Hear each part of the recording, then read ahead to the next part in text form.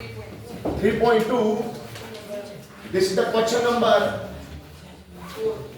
3 and part number 4. Question तो number 3 है लेकिन पार्ट नंबर 4. क्वेश्चन सुनो, क्वेश्चन क्या बोल रहा है. The taxi charges in a city consists of a fixed charge together with the charge for the distance covered. For a distance of 10 km, the charge paid is 105, and for a journey of 15 km, the charge paid is 155. What are the fixed charges and the charge per kilometer? How much does a person have to pay for traveling a distance of 25 km? Question सुनो. एक taxi है, उसके दो charges हैं. एक है fixed charge, एक है फिक्स्ड चार्ज और दूसरा है चार्ज पर किलोमीटर. इसका मतलब क्या हो गया? चार्ज पर किलोमीटर. इसका मतलब क्या हो गया?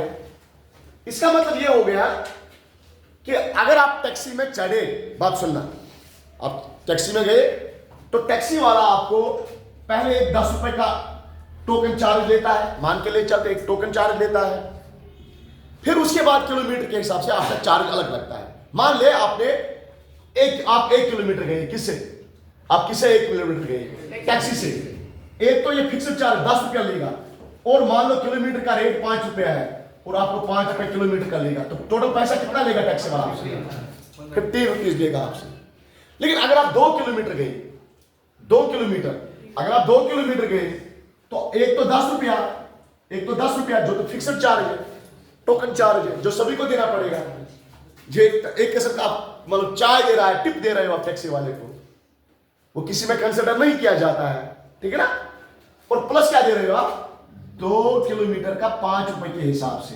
तो ये बनेगा 10 + 10 दैट इज 20. तो आपको 20 रुपया देना पड़ेगा टैक्सी का भाड़ा, किराया. अगर आप 5 किलोमीटर चले तो एक तो आपको 10 रुपया देना पड़ेगा. अगर आप 50 किलोमीटर भी चलोगे ना इससे, तो 10 रुपया देना ही पड़ेगा. और बाद में प्लस क्या देना पड़ेगा? प्लस 50 किलोमीटर आप चले, मान के लिए चलते 50 × 5 रुपए किलोमीटर का किराया है, 1 किलोमीटर का 5 रुपए है. तो ये बनेगा 10 + 15 × 5 दैट इज 250. तो कुल मिला के आपका पैसा आएगा 260. ये हमारा क्वेश्चन है, ये हमारा क्वेश्चन है. अब मसला है हमें नहीं पता है, अब मसला ये हमें नहीं पता है what is the fixed charge and what is the charge पर किलोमीटर. किलोमीटर का कितना किराया है, बात सुनो, किलोमीटर का कितना किराया है और चार्ज.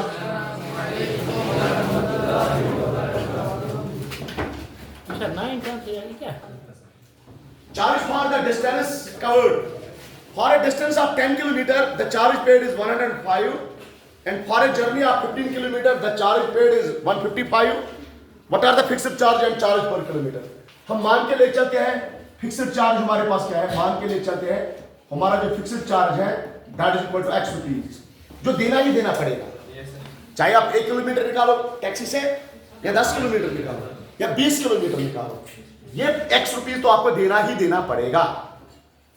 उसके बाद चार्ज पर किलोमीटर मान के ले चलते हैं, चार्ज पर किलोमीटर.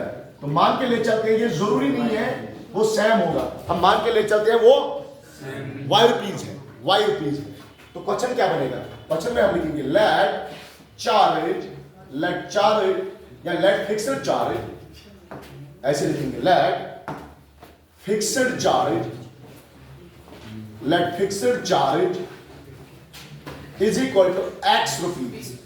हम मान के लिए चलते हैं जो फिक्स्ड चार्ज है, टिप है, टैक्सी वाले को ऐसे ही देना पड़ेगा, मान के लिए चलते हैं x रुपीज है. एंड उसके बाद क्या देना पड़ेगा? किलोमीटर का चार्ज पर किलोमीटर के हिसाब से अलग चार्ज लगेगा. हम मान के ले चलते हैं y rupees. According to question में 2 केसेस हैं. पहला case, for a distance of 10 kilometre the charge paid is 105. 10 kilometre के लिए, तो 10 किलोमीटर के लिए कितना चार्ज देना पड़ेगा? 10 किलोमीटर के लिए कितना पैसा लगेगा? एक तो x लगेगा, x तो लगना ही लगना है. yes, sir. x तो लगना ही लगना है, क्योंकि x कौन सा चार्ज है? फिक्स्ड. ये देना ही देना पड़ेगा. आप आधा ही किलोमीटर क्यों ना चलोगे टैक्सी से, वो आपके x रुपीज लेगा ही लेगा. प्लस, अब कितने किलोमीटर निकाले आपने? 10 किलोमीटर। तो 10 किलोमीटर मल्टीप्लाई बाई पर किलोमीटर का प्राइस, पर किलोमीटर का प्राइस हमारा ₹5 है, इज इक्वल टू टोटल आपका पैसा जो पूछा दैट इज 105। ये सीधा सीधा बन गया linear equation in two variable, तो मैंने इक्वेशन फर्स्ट नाम दिया।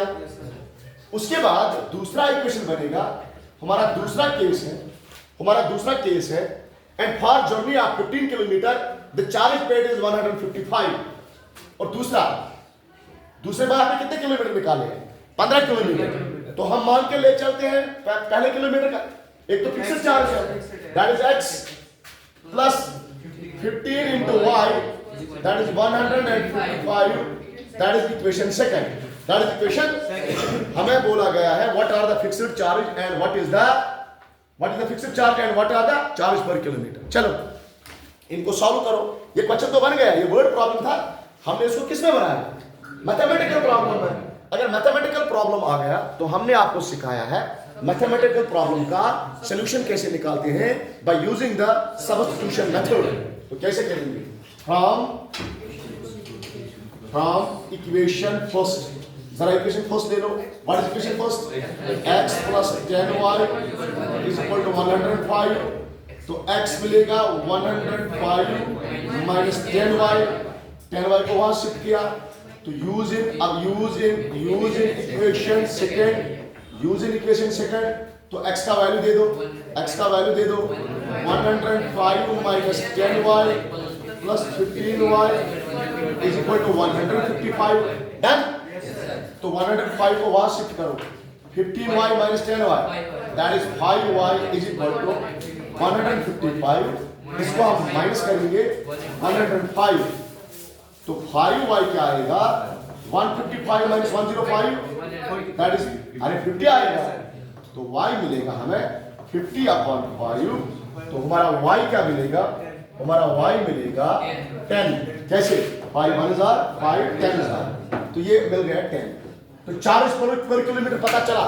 हमारा चार्ज पर किलोमीटर क्या है? 10।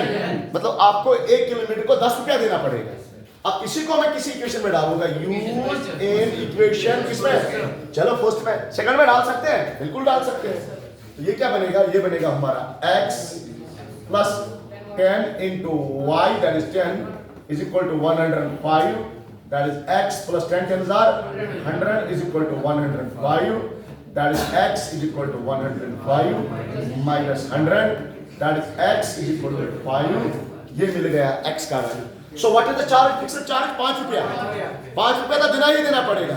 What is the charge per kilometre? देखो पहले केस में कितना किलोमीटर था? पहले केस में 10 किलोमीटर है। 10 किलोमीटर का चार्ज कितना लगेगा? एक तो 100 रुपया लगेगा किसका? चार्ज पर किलोमीटर का, और प्लस क्या देना पड़ेगा? 5 रुपया। 105 ही तो है। लेकिन इसका एक और केस है, एक और केस है, छोटा सा केस और। ये बोलता है what is the charge for the 25 kilometre?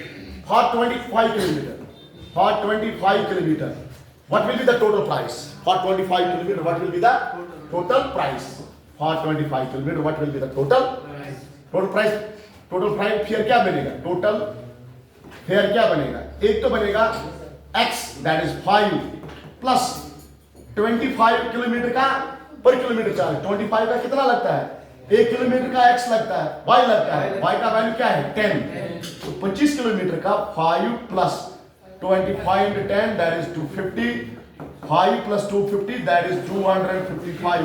तो उसको 255 रुपया देना पड़ेगा कितने किलोमीटर के लिए? 25 किलोमीटर के लिए। Write down. अब जो क्वेश्चन है it is also part number 5। The question is a fraction. सबसे पहले फ्रैक्शन किसे कहते हैं? What is a fraction? A number which is in the form of p by q। तो रैशनल नंबर और फ्रैक्शन में क्या फर्क है? तो रैशनल नंबर भी तो p by q के फॉर्म में होता है। हाँ, रैशनल नंबर नेगेटिव भी हो सकता है, पॉजिटिव भी हो सकता है, लेकिन फ्रैक्शन सिर्फ पॉजिटिव होता है। फ्रैक्शन सिर्फ पॉजिटिव होता है। अच्छा आप देखो, अगर आ गया फिर आप भी चेक करना। A fraction becomes 9/11। कोई फ्रैक्शन है उसका वैल्यू आएगा 9/11। कोई फ्रैक्शन है उसका वैल्यू आएगा 9/11। कब? If 2 is added both the numerator and the denominator, अगर 2 को ऐड किया जाएगा, न्यूमरेटर को भी डिनोमिनेटर को भी, डन। फ्रैक्शन का वैल्यू क्या आएगा 2/11, सॉरी 9/11। कब आएगा 9/11? अगर हम 2 ऐड करेंगे। किसको 2 ऐड करेंगे? न्यूमरेटर को भी 2 ऐड करेंगे, डिनोमिनेटर को भी 2 ऐड करेंगे, ठीक है, डन। इफ 3 इज एडेड, अगर 3 से ऐड किया जाएगा बहुत न्यूमरेटर एंड डिनोमिनेटर, न्यूमरेटर को भी डिनोमिनेटर को भी, it becomes 5/6, it becomes 5/6, it becomes 5/6। क्या बनेगा 5/6। फाइंड द फ्रैक्शन, आपको फ्रैक्शन बताना है। बोलो फ्रैक्शन में कितने चीजें होती है? 2 चीजें, एक होता है न्यूमरेटर, एक होता है डिनोमिनेटर। हम मान के ले चलते हैं let numerator of a fraction, किसी फ्रैक्शन का न्यूमरेटर हम मान के ले चलते हैं, it is equal to x। हमें नहीं पता ना न्यूमरेटर क्या है। जब न्यूमरेटर पता नहीं है तो हम क्या मान के ले चलते हैं? x है न्यूमरेटर। इसी तरह डिनोमिनेटर ऑफ अ फ्रैक्शन, इसी फ्रैक्शन का डिनोमिनेटर हम मान के ले चलते हैं, दैट इज y। ये देखो हम पढ़ रहे हैं pair of linear equation in 2 variable, मतलब हमें 2 वेरिएबल निकालने और खुद मिल भी रहे हैं। क्वेश्चन में ही 2 वेरिएबल एग्जिस्ट कर रहे हैं। क्वेश्चन में 2 अननोन थिंग्स है ना। फ्रैक्शन में 2 चीजें होती है, न्यूमरेटर एंड डिनोमिनेटर, दोनों के दोनों अननोन है, तो 2 वेरिएबल वहीं से क्रैक होंगे। अब 2 इक्वेशन क्रैक होनी चाहिए। बता दे दो वर्ड प्रॉब्लम्स का क्या होता है, ये एग्जैक्ट मैथमेटिकल प्रॉब्लम बनना चाहिए, जैसा बनना चाहिए। हमारे पास 2 वेरिएबल आना चाहिए, हमारे पास 2 इक्वेशन आना चाहिए, तब जाके हम सब्स्टिट्यूशन मेथड लगा सकेंगे। चलो वेरिएबल तो आ गए। इफ फ्रैक्शन बिकम्स 9/11, इस फ्रैक्शन का वैल्यू आएगा 9/11। कब आएगा 9/11? इफ 2 इज एडेड, अगर 2 को ऐड किया जाएगा न्यूमरेटर से भी और डिनोमिनेटर से भी। अगर आप न्यूमरेटर को भी 2 ऐड करोगे, डिनोमिनेटर को भी 2 ऐड करोगे, तो ये फ्रैक्शन बनेगा 9/11। ये एक कंडीशन। दूसरी कंडीशन, ये फ्रैक्शन बनेगा अगर आप 3 ऐड करोगे, न्यूमरेटर को भी 3 ऐड करोगे और डिनोमिनेटर को भी 3 ऐड करोगे, ये फ्रैक्शन बनेगा 5/6। ये फ्रैक्शन बनेगा 5/6। Find the fraction. हमें नहीं बोला गया find the numerator and denominator, हमें बोला गया फाइंड द फ्रैक्शन। अरे वो तो वही बात हो गई ना। फ्रैक्शन तो तब मिलेगा जब आपको क्या मिलेगा? न्यूमरेटर मिलेगा। जब आपको क्या मिलेगा? डिनोमिनेटर मिलेगा। तो पहले तो ये इक्वेशन प्रॉपर फॉर्म में नहीं है, तो सबसे पहले इसीलिए मैंने नाम नहीं दिया। जब तक ना आप इक्वेशंस को प्रॉपर फॉर्म में बनाओगे, आप नाम नहीं दे सकते हो। चलो, और याद रखो, इसको इसके साथ मल्टीप्लाई करो, क्रॉस मल्टीप्लाई करो। 11 into x, 11x plus 11 into 2, 22, 9 into y, 9y plus 9 into 2, that is 18। ये बन गया। एंड दूसरा इक्वेशन चेक करो, दूसरा को भी सॉर्ट आउट करो। 6 into x, that is 6x plus 6 into 3, that is 18, 5 into y, that is 5y plus 5 into 3, that is 15। और अब देखो ये क्या बनेगा?